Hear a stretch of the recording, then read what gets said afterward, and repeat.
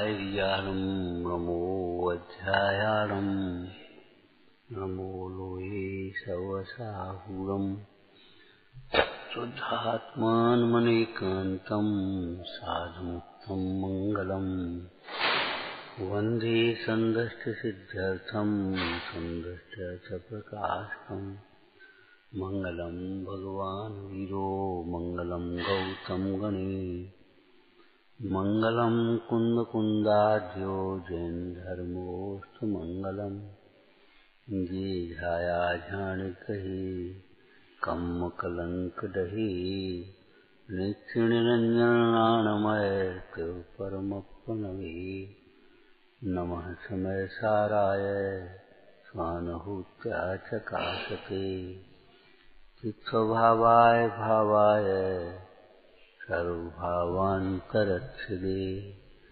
विगलन्तु कर्मविस्तरो फलान्मं भुक्तिमन्तरेणैव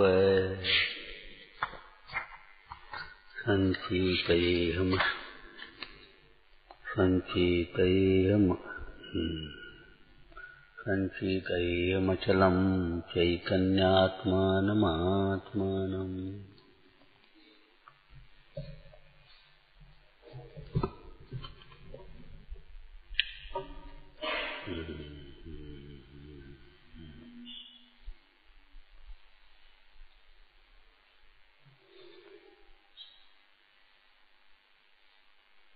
जैसे गमन करने में पहले मन चलना चाहिए, विवेक ज्ञान आंखें चलना चाहिए, उसके बाद पैर। चलो कहाँ, किस लिए? अभी कोई आए और कहे उठो चलो, कहाँ, किसके लिए? जो निष्प्रयोजन, जो निष्प्रयोजन गमन करता है, माने इधर उधर फिरता है, उसको लोक में भी आवारा कहते हैं।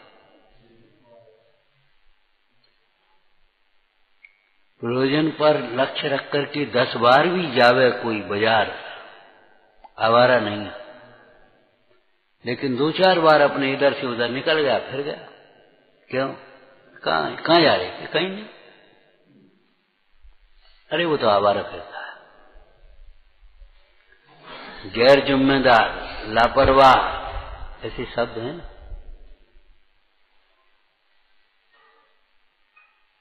होश नहीं है कुछ। गमन में भी पहले ज्ञान, संस्कृत व्याकरण पढ़े होगे, गमनार्थक धातुएं ज्ञानार्थक भी हो।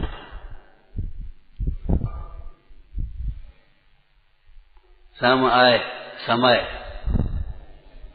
आए गमनार्थक है और ज्ञानार्थक है, परिणमन करे और ज्ञान है।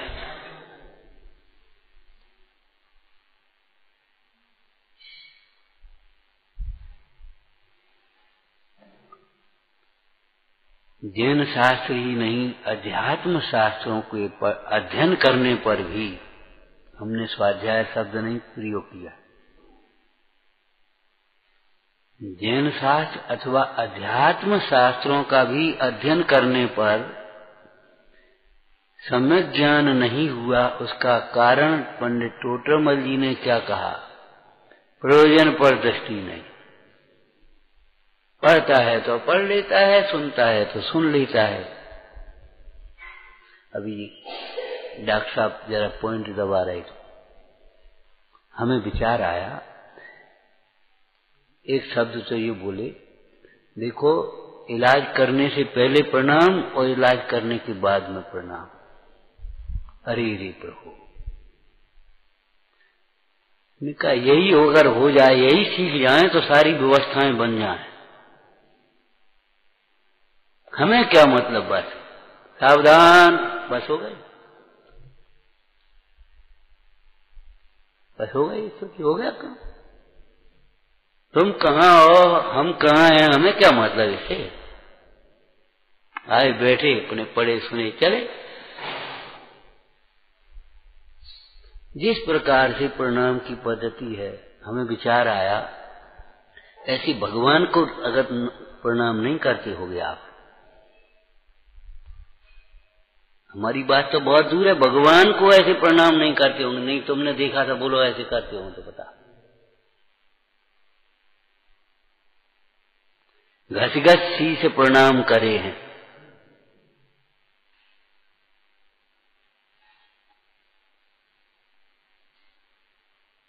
सेवा का अर्थ ये होता है, पढ़ो निर्देश का, मानसिक संतोष प्रदान करना, निश्चिंत करना। कोई भी व्यक्ति अकेला शरीर नहीं है। शरीर की सेवा शरीर से करने वाला जीव सेवक नहीं कहलाता। अब हो भव स्वामी मेरे, मैं सदा सेवक रहूं। सेवक कैसे रहता होगा? सेवक की कोई अलग से इच्छा नहीं है, सेवक का समर्पण भाव है। सेवक की निगाह वहां है, कह क्या रहे।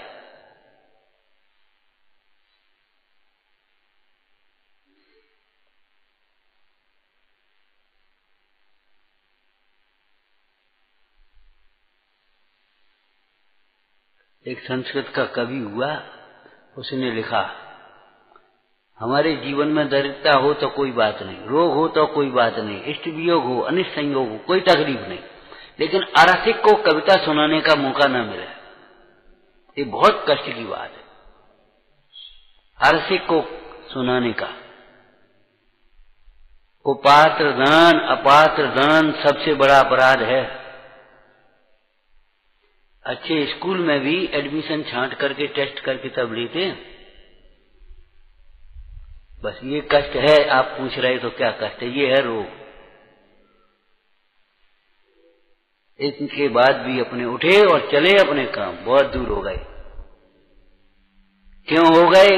क्या दूरी हो गई? क्या हो गया? कोई उससे तो कोई चिंतन ही नहीं है। ये दूरी मिटे कैसे, समझ में आए कैसे? दृष्टांत ये दे रहे थे, जैसे गमन की योजना, गमन करते हैं तो बिना प्रयोजन के उठो चलो, कहाँ चले, काय के लिए चले? पहले ज्ञान चलता है, माने ज्ञान का विषय बनता है, और ज्ञान का भी भाव भाषण अभिप्राय समझ में आ जाना चाहिए। उसके बाद पंडित टोडरमल जी ने दूसरी जगह भाव भाषण की महिमा लिखी, अगर एक सामान्य व्यक्ति भी हो, उसे कार्य का भाव भाषण हो तो बिना शब्द समझे अपनी ओर से शब्द कह देगा, बदल देगा, लेकिन कार्य सिद्ध कर लेगा। और भाव भाषण नहीं है, रटी शब्द रटे हैं तो वो जाकर के वैसे ही वैसे ठोंक देगा।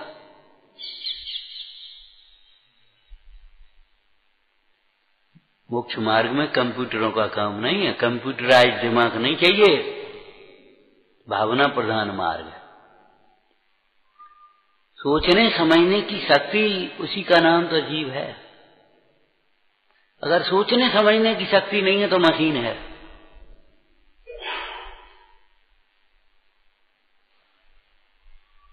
शास्त्र रखा है, जी पतो नहीं है शास्त्र रखो, क्या फायदा शास्त्र रखने? एक पद्धति है, पढ़ लेते। हम शास्त्र क्यों नहीं रखा दे? उसका कारण शास्त्र में से मंज तुम क्या देखोगे? पढ़ करके आओ। पहले शास्त्र का विषय घर पढ़ करके आओ, यहां सुनो एकाग्र करके, बस इतनी सी बात है, और कोई बात थोड़ी ना। कक्षा चलानी हो, वाचन करना हो, गाथा पढ़वानी हो तो शास्त्र रखना पड़ेगा।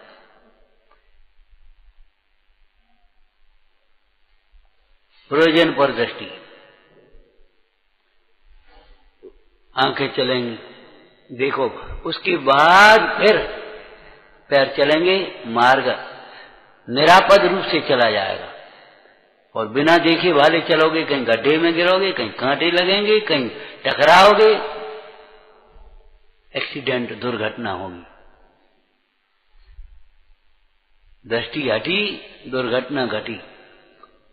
पैर हटा है, दुर्घटना घटी, ये नहीं लिखा है, दृष्टि हटी।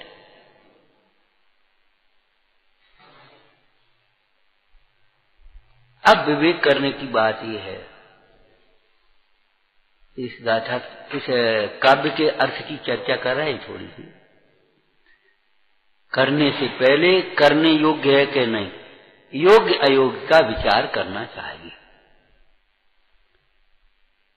जकड़ी में तो मनुष्य का लक्षण ही ये लिख दिया, धर्म 25 ही है शायद, ध्यान नहीं है हमें। मनुष्य किसे कहते हैं? कपटहीन, जो बहाने नहीं बनाता, बहाने बनाता है वो मनुष्य नहीं हो सकता। हमारे बहुत दोष हैं, बहुत कमजोरी है, बहुत वो है।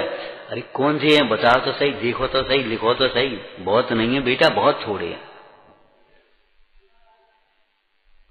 2-4 बातें हैं जो हमारे जीवन को बिगाड़ रही हैं।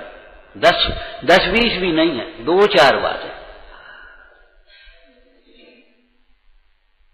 10-20-50 नहीं है, बहुत दोष है, बहुत कमी है, बहुत 2-4 बातें हैं केवल।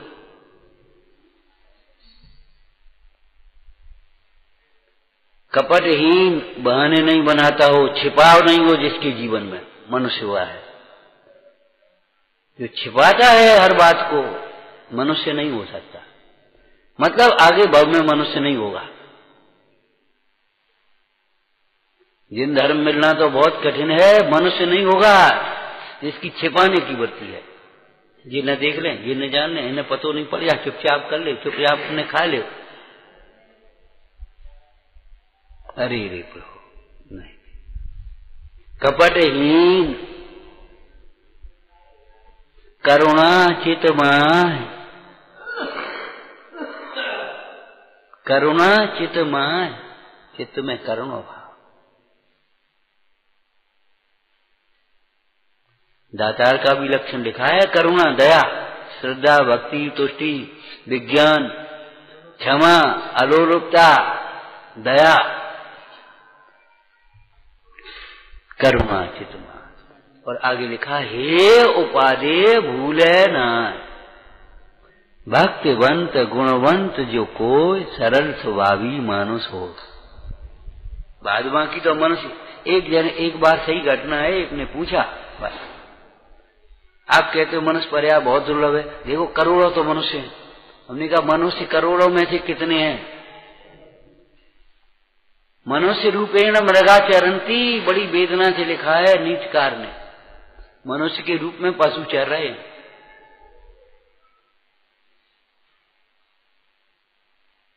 जिनके अंतर में विवेक नहीं है, करुणा नहीं है, सरलता नहीं है, घुमाव फिराव छिपाव की बातें कुतर्कें अपनी पक्ष पोषण के लिए निरंतर करते रहते हैं, स्वार्थी हैं, अभिमानी हैं।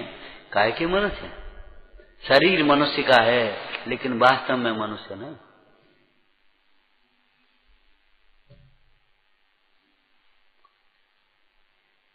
मानी और ज्ञानी का यही तो अंतर है। ज्ञानी जिज्ञासु रहता है और मानी तो अपनी हाँ करवाना चाहता है। पूछता भी है तो अपनी हाँ कराने के लिए, पूछना थोड़े ही उसे, अपनी हाँ कराना,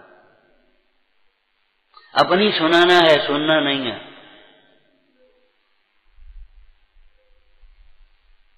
ये मानी का लक्षण है, ज्ञानी का लक्षण नहीं है। विचार करो तो विचार करने योग्य और विचार न करने योग्य का विचार करो। मतलब योग्य अयोग्य पहले निर्णय करो, उसके बाद विचारो। अगर तुम विचार कर रहे हो, बताओ ये आकर के ऐसे बैठ गया और ये ऐसा है, अरे ये कोई विचार करने लायक बात है? भगवान आत्मा साधर्मी, भूला भगवान। चाहे जिधर से देखो, द्रव्य से, पर्याय से, कहीं से देखोगे सही, निश्चय से, व्यवहार से, कहीं से देखो, कसाय के लिए तो कहीं अवसर ही नहीं है। उसने कहा था ना, उत्साह ही जीवन है, आलस ही मरण है। सारी वाक्य लगा लेना, निर्भयता जीवन है, निशंकता जीवन है, भय ही मरण है। भयभीत निरंतर मरण है। भय में यही निकलता, मर गया, हाय मरे। भय मरण है, क्षमा जीवन है, सहनशीलता जीवन है, सरलता जीवन है, क्रोध मरण है, अभिमान मरण है, छल प्रपंच मरण है, निरंतर भयभीत है, निरंतर मर रहा है, भाव मरण। सच बात यह है, समता जीवन है और ये विषमता या विकार ये मरण है, भाव मरण। विचार करने से पहले विचार करो, ये आगम के अनुकूल है कि हमारी कल्पना का है। अगर हमारी कल्पनाओं का है, बंद कर दो। उल्टा विचार करने वाला जीव असंगी से भी अधिक पाप बांधता है। अपंग जो चलता नहीं है, उससे भी ज्यादा खतरा उसको है जो विपरीत चलता है। न चलने वाला लक्ष्य से दूर तो नहीं होगा, विपरीत चलने वाला तो लक्ष्य से दूर हो जाएगा। इलाज नहीं करो कोई अगर दवाई समझ में नहीं आती, खतरा कम है। विपरीत इलाज हो तो ज्यादा खतरा। समझ में नहीं आती कि गर्म खाएं कि ठंडा, कछु नहीं तुम तो पानी पिए जाओ, छुट्टी हो जाए। समझ लो जो समझदार है उनके सामने। लेकिन अगर विपरीत किया तो तुम ज्यादा खतरा में रहो। विपरीत विचार, ये विचारने लायक बात है। यह ने ऐसो करो तो, और ये ऐसो है, ये कोई विचारने लायक बात है? किसने किया था, क्या किया था? जड़ चेतन की सब परिणति प्रभु अपने अपने में होती है और अपने उदय के अनुसार है। भवितव्य और उदय का विचार करो तो समता आएगी, और अपनी कल्पना से इष्ट अनिष्ट का विचार करोगे तो कथाएं आएंगी, दुख आएगा, संसार होगा। ऐसे ही बोलने से पहले बोलने लायक है कि नहीं बोलने लायक। सब नियम सारी का स्वाध्याय कर रहे थे, उसमें आया जो पाप का उपदेश देते हैं, दूसरों को पाप का उपदेश देते हैं, वे बहुत बुद्धिमान होने पर भी तपस्वी नहीं है। वहां तो उपदेश देने की बात है। हमने विचार किया जो पाप की अनुमोदना भी करते हैं वे ज्ञानी धर्मात्मा नहीं हो सकते। जो पाप की माने हिंसा की, झूठ की, चोरी की, कुशील की, परिग्रह की, भोगों की, फैशन की, विलासता की अनुमोदना भी करते हैं, वे धर्मात्मा नहीं हो सकते। धर्मात्मा पाप की अनुमोदना भी नहीं करे।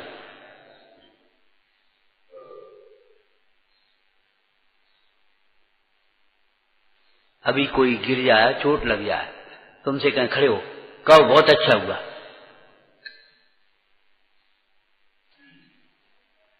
अरे कह दो ना, कैसे कह दें अच्छा हुआ? जिसके तो बेचारे की चोट लग गई और आप कह रहे बहुत अच्छा हुआ। पाप की अनुमोदना नहीं करना, भोगों की अनुमोदना नहीं हो सकती, परिग्रह की अनुमोदना नहीं। अनुमोदना करने योग्य है शुद्धात्मा, और शुद्धात्मा की आराधना रूप परिणाम ज्ञान वैरागी अनुमोदन करने योग्य है। वही करने योग्य है, वही उपदेश लायक है, वही अनुमोदना करने लायक है। जो करने लायक नहीं है वह कराने लायक भी नहीं है, वह अनुमोदना लायक भी नहीं। बोलने से पहले बोलने लायक है कि नहीं ये सोचो। सुनने से पहले सुनने लायक है कि नहीं ये सोचो। खाने से पहले भक्ष्यावक्ष ये खाने लायक है कि नहीं। और इस काव्य की भाषा में आया ये भोगने लायक है कि नहीं, एक शब्द हो गया।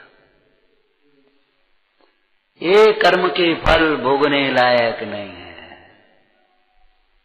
पाप के फलों को तो कोई भोगना नहीं चाहता, मजबूरी में भोगता है, हाय हाय करके भोगता तो है ही, लेकिन भोगना नहीं चाहता, मन से नहीं, जल्दी से हटाना चाहता। लेकिन उसमें द्वेष बुद्धि से जो दुखी होता है वह भी भोगना ही है। समझ में आया? पुण्य के उदय के भोगों में जो हर्षित होता है वह भी भोगना है, और पाप के उदय के रोगों में जो दुखी होता है वह भी भोगना है। यानी धर्मात्मा पुण्य के उदय में भोगों में हर्षित भी नहीं होते और पाप के उदय के रोगों में दुखी भी नहीं होते। दुखी होना भी भोगना है। कहा भैया का बात कछु नहीं, भोग रहे भोगते रहे पराधीनता।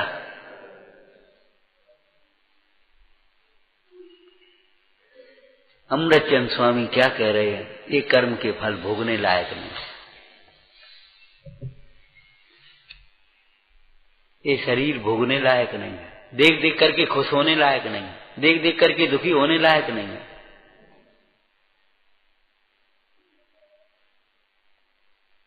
छह खंड का वैभव पुण्य के उदय से मिला, उन धर्मात्माओं ने छोड़ा है, तीर्थंकरों ने छोड़ा है। भोगने लायक नहीं है, छोड़ने लायक है। राचन योग स्वरूप नया को विरचन योग सही है। हाँ, अर्थ करना हिंदी का। राचन योग स्वरूप नया को विरचन योग सही है। थोड़ा अच्छा भाषा बोलना। ये भोग, ये शरीर रचने पचने लायक नहीं है, विरक्त होने लायक।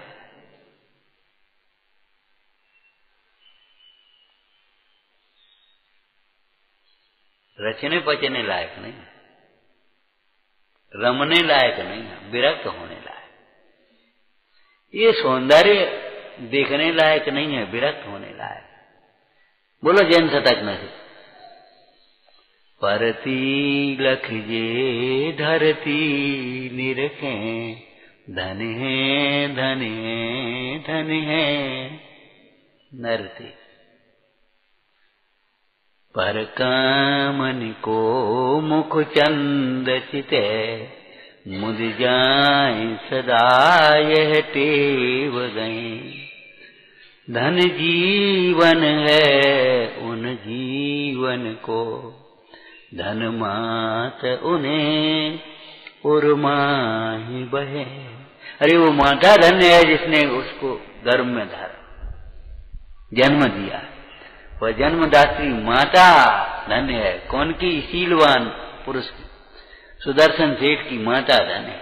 धन्य है तुम्हारे माता पिता, धन्य है वह जन्म भूमि। ऐसी माता जन्म भूमि की माथे की रज लगाते थे, ऐसे तुम पैरों की रज नहीं लगा पाओगे जैसे वे जन्म भूमि की रज लगाए। अभी वर्तमान का ही दृष्टांत है। थोड़े दिन पहले का पंडित फूलचंद जी गए जयपुर में, वाद विवाद होना था कुछ।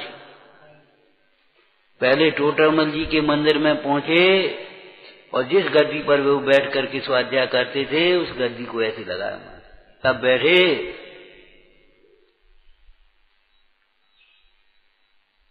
गुरुजनों के आसन पर नहीं बैठे। ये नहीं है खाली पढ़ो तो मैं आके बैठ गए।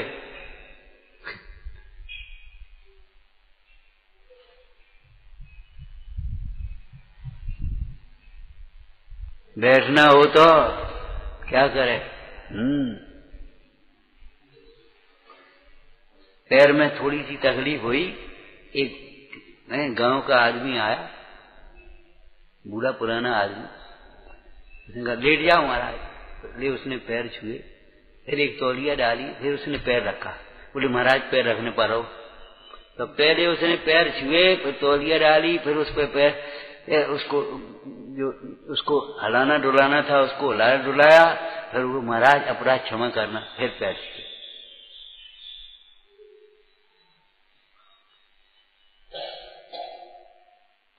ये बीमारी और रोग यही है कि ये हम सिखाना चाहते हो, ये सीखना नहीं चाहते। बस अगर ठीक करना हो तो ये संकल्प करो। जिन जिन को ये भाव स्वास्थ्य की कामना है तो स्वास्थ्य की कामना ये है, योग्य व्यवहार सीख लेना चाहिए। देव के साथ, गुरु के साथ, दुखी के साथ, धर्म बड़े के साथ, छोटे के साथ आज तो सारी निर्देशिकाएं लिखी हैं, तुम्हारे लिए लिखी हैं, किसी और के लिए नहीं लिखी हैं। क्लास में दूसरों को पढ़ाने के लिए नहीं है, स्वयं अकेले में बैठ करके पढ़ने के लिए।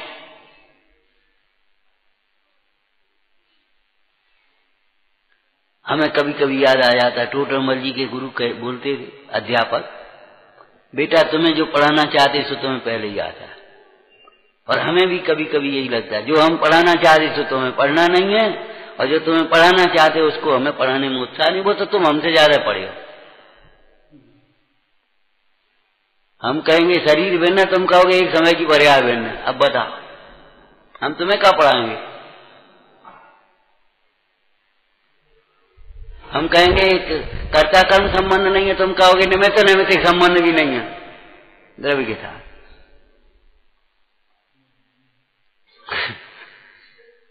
एक कदम आगे हो,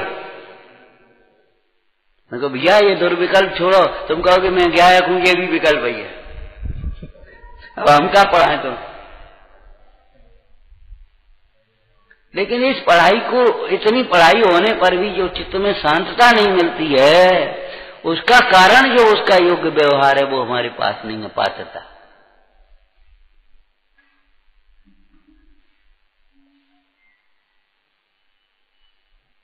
बेटा दुखी हो, मां अकेले कैसे प्रसन्न हो सकती है बोलो?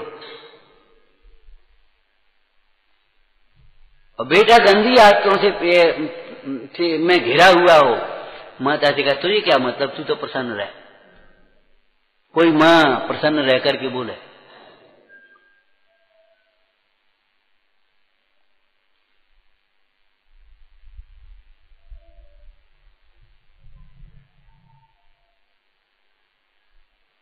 अगर वास्तव में ये अभिलाषा है तो एक कमर कस लीजिए। भाई डॉक्टर साहब कह रहे थे, बोले टीम है, सब स्थान है, टीम है, सब व्यवस्था है, लेकिन जरा वहां से हटो, सोई काम खत्म। याद है एक मुखिया चाहिए, संभाले कौन इसको? आपको आश्चर्य होगा, आपको आलस्य पने पर हमको दर्द आता है। 70 वर्ष की उम्र में सीखने गए इस प्राकृतिक चिकित्सा को, बच्चे चिढ़ाते बाबा 70 वर्ष की उम्र में सीखी हो। पंडित धन्नालाल जी ने 55 वर्ष की उम्र में संस्कृत की पाठशाला में व्याकरण वो संस्कृत सीखी। जब उन्हें प्रतिष्ठा कराने के लिए मौका आया था, ठीक है हम सीखते। और 65-70 वर्ष की उम्र में हमने उन्हें प्रवेश का रटते हुए देखा हमारे सामने। हम तो बहुत छोटे थे शरीर के, और तो भैया बताइयो ने सिखा। आज किसी को कोई पूछने की जरूरत ही नहीं है, जो आ रहा है बहुत बढ़िया, तुम्हें सुनाना उसे और सुना दो, प्लस कर लेंगे। गरज से सीखने समझने के लिए कोई गुंजाइश नहीं। पूछेंगे तो ऐसे अभिमान से पूछेंगे, ट्यून से पूछेंगे कि जैसे कि तुम्हारी गरज। धिक्कार है।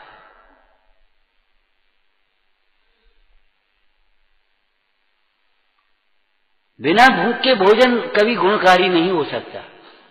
कितना सुंदर उपदेश हो, लेकिन जिज्ञासा अगर नहीं है, पेट भरा है, हम तो ये सब जानते हैं, हम तो करते हैं, हम ठीक चल रहे हैं, हम सही कर रहे हैं, आपको कोई उपदेश से लाभ नहीं होगा, बल्कि विराधना का पाप लगेगा।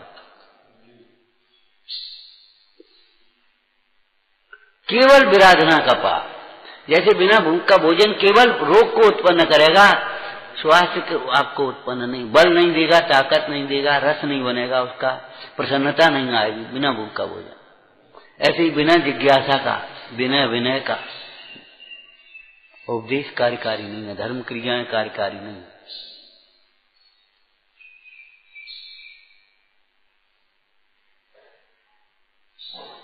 सरलता ही जीवन है, सहजता ही जीवन है। कुटिलता और कृत्रिमता में घुटन होती है, जीवन नहीं है। आप किसी के घर जाओ और एकदम उपचारताओं का आपके पास ढेर लगा, और साहब जी लो, और साहब जी, और साहब जी, साहब। आप घुट जाओगे, सोचोगे निकलो यहां से। और एक सहजता से, भैया पानी ले लो, पानी का टाइम, फलाना काम रहता, आओ भैया अब आराम कर। कैसा लगेगा? घर जैसा। अरे हमारे होटलों में भी लिखने लगे घर जैसी। माने घर कोई अलग चीज होती है, झोपड़ी क्यों न हो, लेकिन घर घर है। जब वो लौकिक में घर घर है, घर की झोपड़ी भी महल, राजा के महल से ज्यादा सुखकारी होती है, तो अपना भी हो और महल भी हो, फिर क्या पूछना। अपना चैतन्य महल भी है और अपना भी है।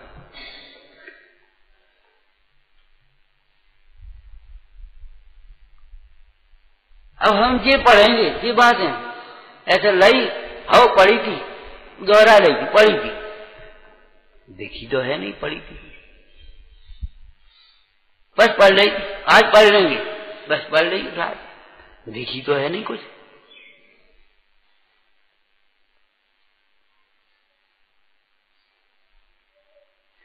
ये कर्म के फल भोगने लायक नहीं है, बस।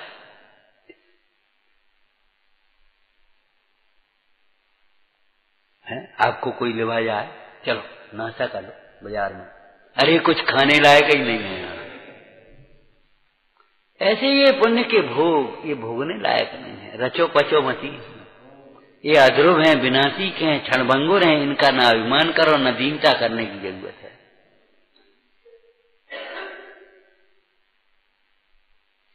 रचो पचो मती, मगन है, ठीक तो चल रही, ठीक तो है, ठीक तो हो रहा, सही तो है, अरे भी क्या करता है, क्या करता है, कुछ भी ठीक नहीं है। वेद ज्ञान के बिना त्याग बेकार तपस्या कोरी है, सदगुरु बार बार समझावे राग बंद की दूर। तुमने समझा?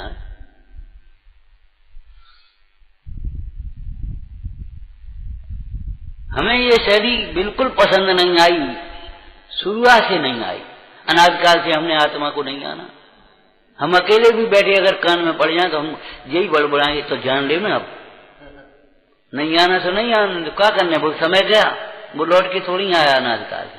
अब अवसर मिला है, जान ले, तो कैसे जाने, अरे ऐसे जानो मैं आत्मा हूं, और कैसे जानो, पढ़ो सुनो विचारो देर भी, तो कैसे करें, कैसे करें, कैसे करें, यही खतरा जिंदगी भर।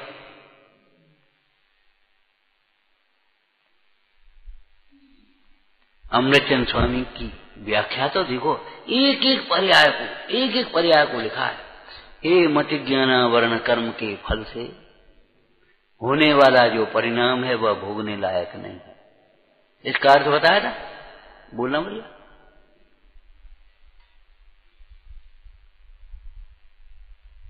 दो अर्थ बताए थे, यही छोड़ दिया था, इतना ही बता पाए थे।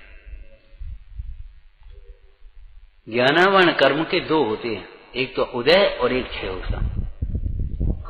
तो जितना ज्ञानावरण कर्म का उदय है उतना ज्ञान का अभाव है। जैसे केवल ज्ञानावरण कर्म का उदय है, केवल ज्ञान नहीं है, अवध ज्ञानावरण नहीं है, कर्म का उदय है ना, अवध ज्ञान नहीं है। और जितना ज्ञानावरण कर्म का क्षय समय उतना ज्ञान प्रकट है। अब भोगने लायक नहीं है, क्या अर्थ है? जितना ज्ञान है उसका अभिमान मत करो, जितना नहीं है उसकी परवाह मत करो, दीनता मत करो, दीनता मत करो, पुरुषार्थ करो, वो ज्ञान होवे कैसे? आत्मज्ञान तो है नहीं, अरे ज्ञान तो है, भले आदमी और आत्मा है, जोड़ दे दोनों आत्मज्ञान हो गए। बच्चे ने कहा माँ मीठे पुआ खाने, बोले मीठे पुआ तो है नहीं, किसी खेत में होते नहीं। पागल है, माँ तो नहीं कहेगी। अरे जब मीठा भी है और आटा भी है, हो दे भाई, मीठी पुआ बनी है। बोलो भाई, आज तो मीठा शरबत पीना है, जरा शिकंजी पीनी है। कि शिकंजी तो कहीं है नहीं, शिकंजी क्या हो? अरे पागल है, नींबू है, शक्कर है, न पानी है, घोल दे। आत्मज्ञान तो है नहीं, आत्मज्ञान, अरे आत्मा है और ज्ञान है, जोड़ दे। इस ज्ञान से मैं आत्मा हूं ये जान लिया, इसी का नाम आत्मज्ञान है। शास्त्र से सुनकर पढ़कर नहीं, बस सीधा सीधा ज्ञान से आत्मा को जान लिया, इसका नाम। को तर्क मत करना कभी। 25 वर्ष का लड़का विवाह वाले आए सगाई के लिए, लड़की वाले आकर के बैठ गए। तो लड़की के पिता बोले देखो 25 वर्ष तक विवाह नहीं हुआ, अब कैसा हो सका? अरे नहीं हुआ 25 वर्ष तक, तो अभी 25 मिनट में हो जाएगा, हाँ करो तुम, बस हो गई सगाई। 25 वर्ष का कुंवारापना, अब बोलो कितने 25 वर्ष तो लगेंगे ही, 25 दिन तो लगेंगे ही। अरे काय को लगेंगे, हाँ करो तुम, काम खत्म। अनादिकाल का अज्ञान अनंत काल तो लगेगा। अरे हाँ करो, आज मिटेगा अभी। हमें अभावों का रोना बहुत बुरा लगता है, ये नहीं है, ये नहीं है, ये नहीं। अरे जो है वह प्रसन्नता से भोगो। लौकिक में भी हमने देखा है, आज सब्जी नहीं है, नहीं है तो कावा दाल बनाए। आज क्या होता है, वो दाल खत्म हो गई, घी नहीं है, नहीं है तो रहने दो, कावा है, नमक से रोटी खा ले। अब दाल में नमक पड़ गया, आज तो अर्धों पर ध्यान दे, दूध हो, दूध तो है नहीं, कोई बात नहीं, शक्कर ले, शक्कर नहीं है, कोई बात नहीं, पानी तो ले आ, खाई लो खिंचवाई, पानी पी लो, काम खत्म। ऐसे लोग कभी दुखी नहीं होते। पर द्रव्यों का अभाव है और अनादि से अनंत काल तक अभाव रहेगा, और उसके आश्रय से जो सुखी होना चाहते हैं वे कभी सुखी नहीं होते, और पर का अभाव जान करके अपने आनंद को जो वेदन करते हैं वे कभी दुखी नहीं होते। देह छूट जाए तो अभी दुखी नहीं होते। लोगों को तो लगता है बीमार हो गए सब, हमारा धर्म छूट गया। हम कहते देह छूटने से भी धर्म नहीं छूटेगा। जैसे तुमने धर्म मान लिया था देहाश्रित क्रिया को, वो धर्म ही नहीं था, धर्म ही नहीं था वो, सच बात ये है। लेकिन स्वच्छंदता के लिए नहीं।